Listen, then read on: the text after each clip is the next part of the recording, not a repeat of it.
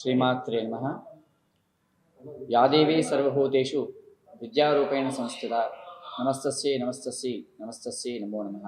మణిద్వీప వర్ణన అనేటటువంటిది దేవీ భాగవతంలో 12వ స్కందంలో 8వ అధ్యాయంలో ఉంది.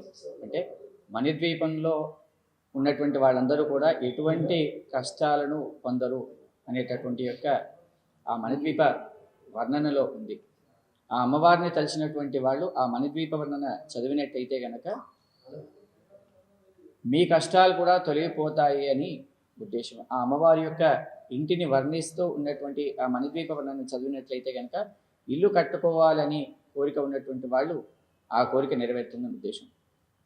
ఈ మణిద్వీప ఆలయమని పెట్టుకొని అక్కడ వారు జ్యోతిష్యం చెప్తున్నారని, అంటే జాతకాలు చెప్తున్నారని, మీరు ఇలా చేయండి అని అందరినీ ఎవరైనా దేవత తిట్టడం కొట్టడం అనేటటువంటిది జరగదు. వారు ఇది చేయండి అది చేయండి అనుకుంటూ జ్యోతిష్యం చెప్తున్నారు అంటున్నారు. కానీ అసలు జ్యోతిష్యం ఎలా చెప్తారు అంటే సత్యం భ్రూయాత్ ప్రియం భ్రూయాత్ న భ్రూయాత్ సత్యం అప్రియం. సత్యం అనేటటువంటిది చెప్పాలి, అది కూడా ఎదుటి వారికి ప్రియంగా చెప్పాలి.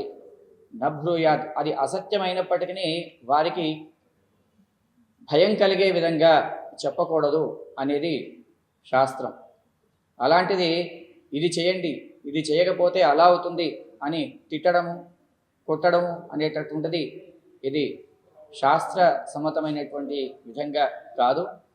ఎక్కడ పల్లెటూర్లలో కూడా దేవుళ్ళు వచ్చినప్పటికీ వాళ్ళు కూడా ఇది చేయమని చెప్పుతారు, కానీ ఎవరు కూడా కొట్టరు.